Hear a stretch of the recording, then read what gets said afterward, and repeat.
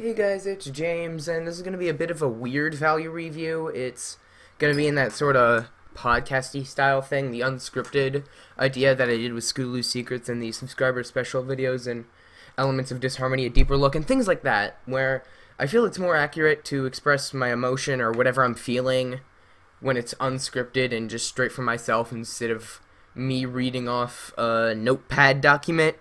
But it's not permanent. We're just going to be doing it for the Crusaders of the Lost Mark value review because I feel like I have a lot of things to say about it.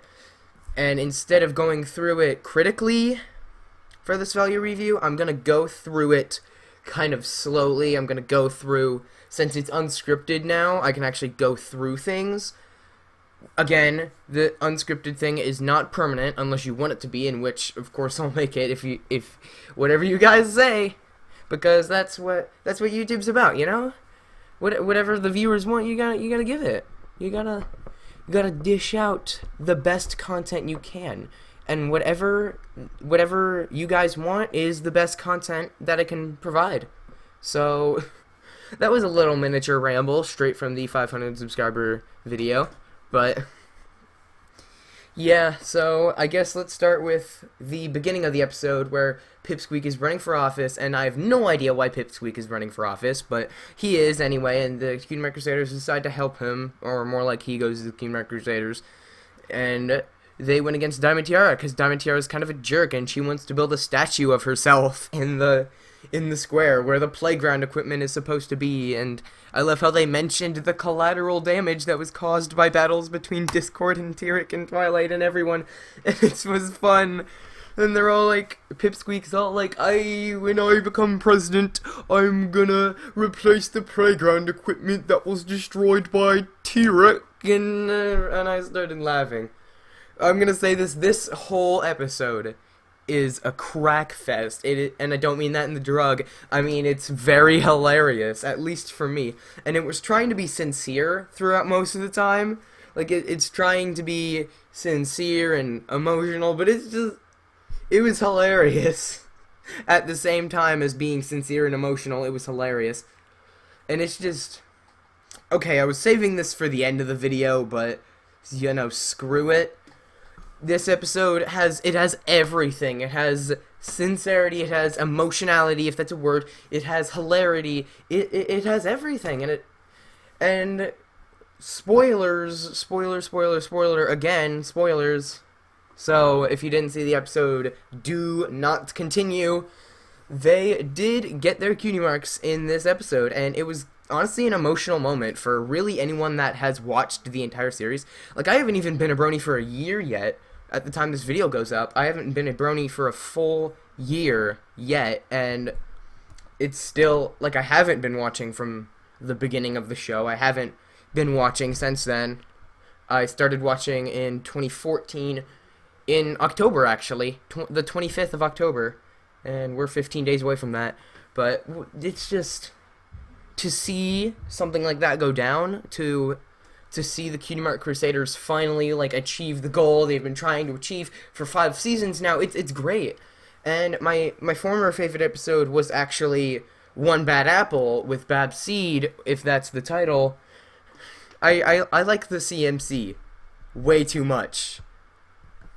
And I know a lot of people hate Apple Bloom, a lot of people hate Sweetie Belle, and Scootaloo was amazing. Scootaloo was amazing. I mean, it's friggin' named my channel for a reason.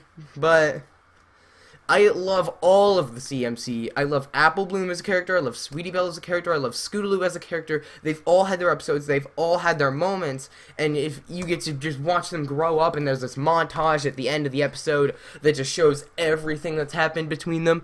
And it's honestly, it's kind of emotional, actually. And I know it's really, I don't know what the word is, unmanly, I guess. It's really unmanly of me to, I didn't cry. I will admit I did not cry. Such a shame.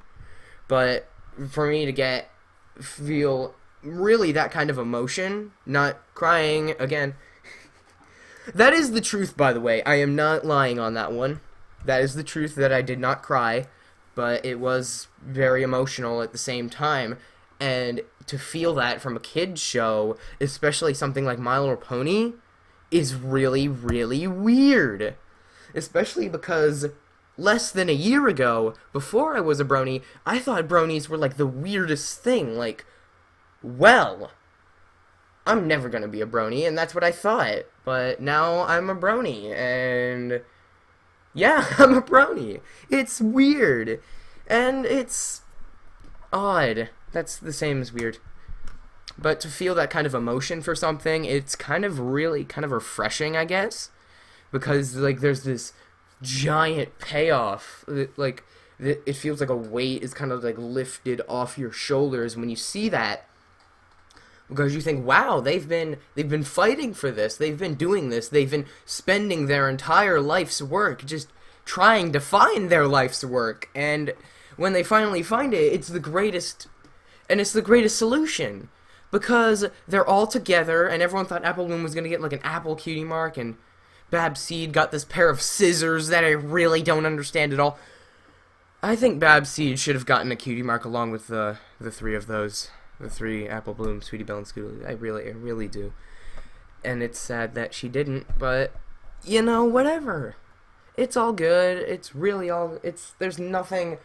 There is, like, nothing wrong with the episode, honestly. There's not a problem I can think of, other than some points in the animation where it kind of just feels stale, like nothing's happening. But there's other points in the animation where it's really cool, like Diamond Tiara spinning on the diamond. That was really cool. There was also a moment where the Cutie Mark Crusaders were riding their cutie marks. You notice a theme here. There were 5 musicals in the episode, if I counted right. There were a lot of music numbers in the episode, and I feel that's a good thing, because, like, through the music numbers, especially the one at the end, it kind of just conveys everything that's going on in the episode, and everything that's happening in such a dramatic format, I guess, that it kind of just strikes you really hard, like, wow, this is happening, and you just think about it. It's really odd. And Diamond Tiara's whole change, Diamond Tiara's change back into a normal human being, that I like that. I really did, because I don't like to see that's why I like Discord as much as I do, and that's why I don't like Tyrek as much as I don't like Tyrek.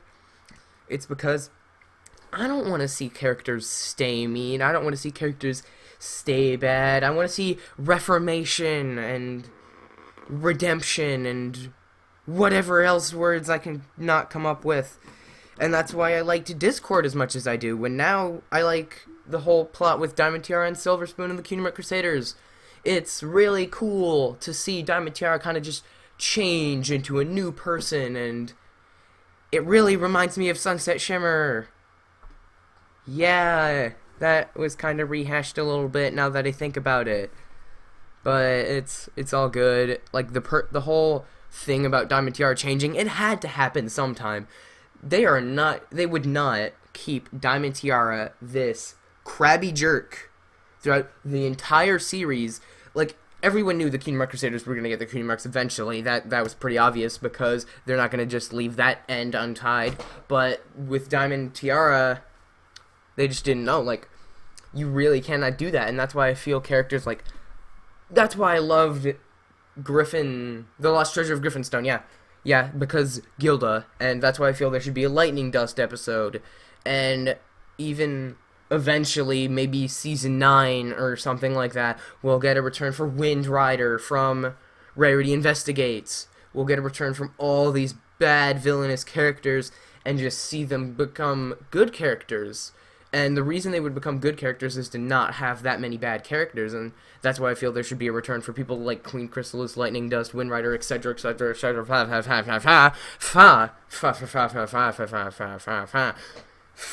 So, that's my ramble on Crusaders of the Lost Mark. I forgot the title for like 5 seconds. It was a great episode. It's my favorite episode of all time. Not just Season 5, not just the Cutie Mark Crusader episodes, not any kind of set whatsoever, any episode I've ever seen, even counting the Equestria Girls movies, I still liked this episode better than anything I've seen in this fandom, in this I need English, I need words in this fandom, in this community, in the show, in the series, in the everything. This is just the culmination of all of it. And as I've said before, I've really, really, really, really, really, really, really loved the CMC. They're great, they're amazing, and I feel like they kind of represent me as a kid, just kind of, like, finding what I want to do, honestly. Like, I tried so many things. I tried a lot of things. And now I've found a lot of things I want to do, like talking to you guys, which is great. And the podcast will help that.